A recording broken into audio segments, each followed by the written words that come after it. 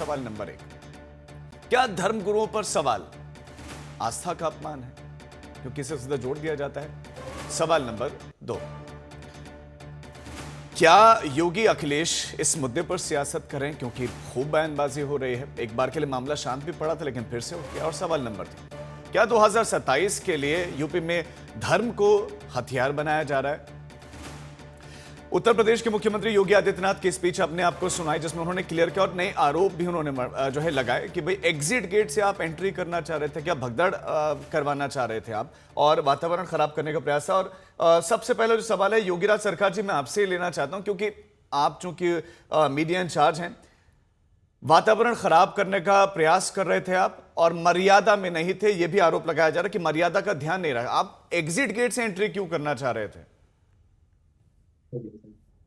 देखिए, ऐसा है, आपको पूरी जानकारी देते, वैसे आपने कई बार चैनल में दिखाया भी है जी। सुबह 8:30 पर 2 दरोगा 4 सिपाही जगतगुरु शंकराचार्य जी के आश्रम में आते हैं और कहते हैं 9:30 पे आपको स्नान कराना है और वही लेके जाते हैं। अब वो एग्जिट गेट से ले जा रहे हैं कि एंट्री गेट से ले जा रहे हैं, ये उनका काम है। जो है ले वही गए हैं शासन के लोग और गेट भी उन्होंने ही खुलाया है। तो मेरा ये कहने का मतलब जो आरोप शंकराचार्य जी और शंकराचार्य जी के लोगों पर लगाया जा रहा है कि वो एग्जिट गेट से घुसने की कोशिश कर रहे थे, तो उसमें शंकराचार्य जी और उनके लोगों की कोई गलती नहीं है। दूसरा विषय, प्रशासन ले गया और शंकराचार्य जी एकदम संगम जोन पे पहुंच गए थे। विषय ये है महत्वपूर्ण, संगम जोन पे शंकराचार्य जी पहुंच गए थे, ढेर सारी गाड़ियां वहां पर पहले से खड़ी हुई थी, केवल 100 मीटर का फासला वहां से संगम रह गया। क्या दिक्कत थी इनको स्नान कराने में? योगीराज जी, वैसे तो आपकी आवाज कट रही है लेकिन आप ये क्या ये कहना चाह रहे हैं कि योगी सरकार ने आपके खिलाफ या स्वामी अविमुक्तेश्वरानंद के खिलाफ एक साजिश रची थी क्योंकि वही लेकर गए थे, आप ये कह रहे हैं? बिल्कुल ठीक बात है, बिल्कुल एक साजिश थी। क्योंकि जगतगुरु शंकराचार्य जी ने कुंभ में पूछ लिया था कि मौतों की जिम्मेदार कौन, और मौत का जिम्मेदार राजा ही होता है, उसका प्रशासन ही होता है। वही बात योगी और योगी के लोगों को खल रही थी, उन्हें उसका बदला इस माघ के अमावस्या के पर्व पर लिया है। और मैं बता रहा हूं, वो पूर्ण रूप से जगतगुरु शंकराचार्य जी की एक हत्या की साजिश थी।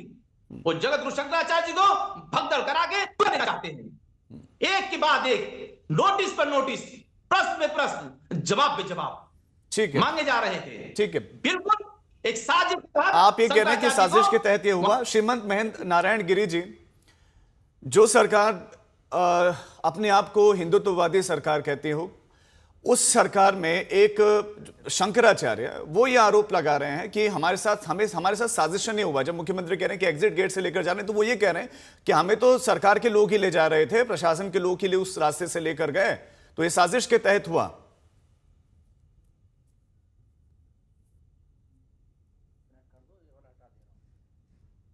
नारायण गिरी जी,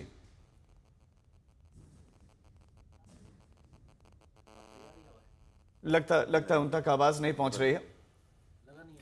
हम दोबारा, आपके पास आ रही है आवाज नारायण गिरी जी? नहीं, लगता उन तक आवाज नहीं पहुंच रही है। प्रोफेसर संगीत रागे, यही सवाल, एक हैं तो सेफ हैं, बटेंगे तो कटेंगे, इस तरह के नारे दिए गए ना। एक ऐसी छवि है, हिंदुत्ववादी पार्टी है और वहीं पर एक संत और शंकराचार्य पर उनकी तरफ से आरोप, उनको जो है मौनी अमावस्या के मौके पर स्नान नहीं करने दिया जाता।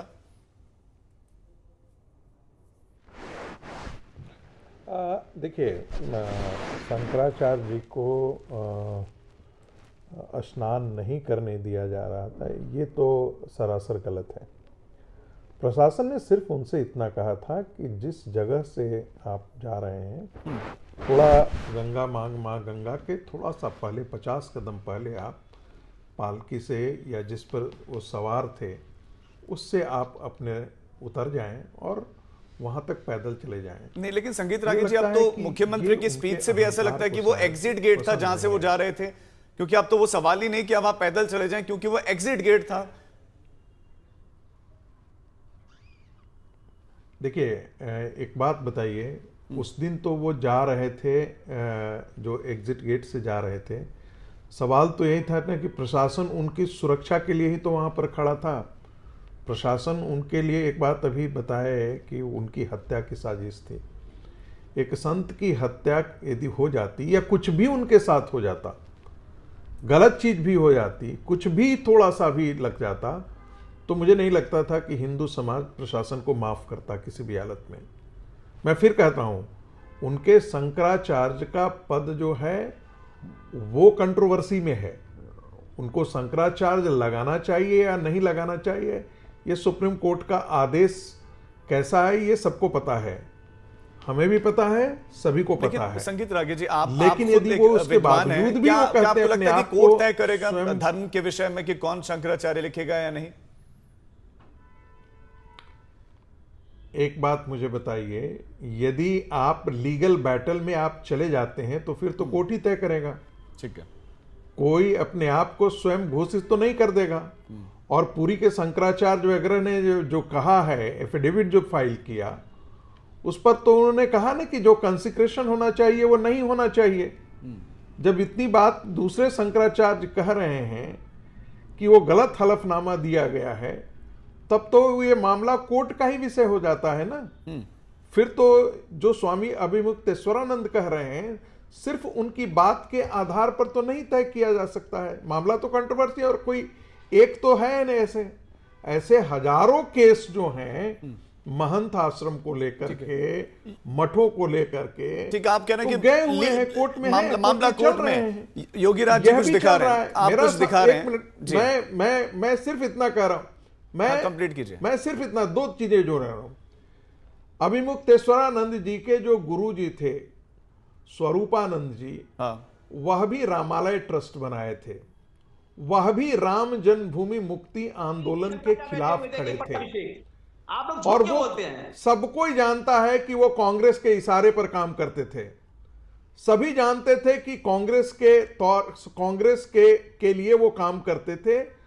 स्वामी अभिमुक्तेश्वरानंद जी भी कांग्रेस के लिए काम करते हैं, इसमें कोई बुराई नहीं है, मैं मना नहीं कर रहा हूं। माता की जो आवाज आप करें, अच्छी बात है, लेकिन हिंदू समाज का नुकसान एक एक करके बोलेंगे। आपने कुछ इंपॉर्टेंट पॉइंट्स नहीं करें। संगीत जी, आपने कुछ इंपॉर्टेंट पॉइंट्स और सवाल उठाए। आपने एक तो उनको प्रो कांग्रेस भी कह दिया। योगी राज जी, योगी राज जी, एक नहीं, वो कह रहे हैं, योगी राज जी सवाल तो सुनिए। वो ये कह रहे हैं कि अभी उनको शंकराचार्य क्या लिखना चाहिए, कोर्ट में है ना मामला, और दूसरा प्रो कांग्रेस होने का आरोप लगा रहे हैं आप पर। वही तो मैं कह रहा हूं कि जो गौ माता का मुद्दा है वो कांग्रेस का मुद्दा है क्या? मैं तो उनसे भक्तों पे गोली चलाई थी ना। मैं तो उनसे व्यक्तिगत तौर पर बात कर रहा हूं। नहीं, मैं किसी पार्टी के लिए नहीं हूं, मैं हिंदू समाज के लिए बारे में बात कर रहा हूं। और ये मैं हिंदू समाज के नाते ही मैं बात कर रहा हूं कि हिंदू समाज। तो क्या शंकराचार्य को अतीक अहमद पर सवाल करना चाहिए था? क्या शंकराचार्य को 370 धारा के खत्म करने पर सरकार को क्वेश्चन करना चाहिए था? क्या करना चाहिए? क्या शंकराचार्य के लिए ये शोभा देने लायक चीज है? क्या नाम नहीं लेना चाहता हूं मैं। सब सत्ता के गुलाम हो गए हैं आप लोगों के डर की मारे। मैं तो सिर्फ कहता हूं, हम कोशिश करेंगे कि हर किसी की बात आए। नहीं, हम प्रयास करेंगे हर किसी की बात आए। देखिए योगी राज जी, मैं आपकी भावनाओं को समझ रहा हूं। संगीत जी प्लीज नहीं, ऐसे चर्चा नहीं। दूसरे मेहमान भी है, दूसरे मेहमान। मैं एक एक करके अपनी बात रखेंगे। योगी राज जी, आप अपना पॉइंट रखिए। वो कह रहे हैं कि उनको अभी शंकराचार्य नहीं लिखना चाहिए क्योंकि मामला भी कोर्ट में है। दूसरा प्रो कांग्रेस होने का सीधा आरोप है। हाँ बताइए। मैंने अभी आपको एक फोटो दिखाया, ये फोटो आप फिर से देख लीजिए। ये 3 शंकराचार्य बैठे हुए हैं, पट्टाभिषेक हो गया है, आप देख लीजिए। तो जब किसी का पट्टाभिषेक हो गया है तो दोबारा थोड़ी होता है पट्टाभिषेक। और हमारे यहां मठामने अनुशासन है, हमारे यहां शंकराचार्य नियुक्ति की प्रक्रिया है, चारों शंकराचार्य मिलकर करते हैं। 3 शंकराचार्य की फोटो मैंने आपको दिखा ही दी, साथ में बैठे हुए हैं। अब सांच को आंच की क्या आवश्यकता है, सत्य को प्रमाण की आवश्यकता है। दूसरी चीज कि जब सुप्रीम कोर्ट कोई आदेश कर देता है, क्या लोअर कोर्ट की हिम्मत होती है उस पर कमेंट करने की? जब चारों पीठों के शंकराचार्यों ने मिलकर के उसमें से 3 शंकराचार्य ने पट्टाभिषेक कर दिया, तो कौन दूसरा होता है रोकने वाला? मुख्यमंत्री रोकेंगे, योगी आदित्यनाथ रोकेंगे, प्रधानमंत्री रोकेंगे। पट्टाभिषेक ही तो क्वेश्चन में है। वो पट्टाभिषेक ही तो क्वेश्चन में है। इतनी जल्दी क्या थी? पट्टाभिषेक ही तो क्वेश्चन में है। वही तो कोर्ट में गया हुआ है मामला।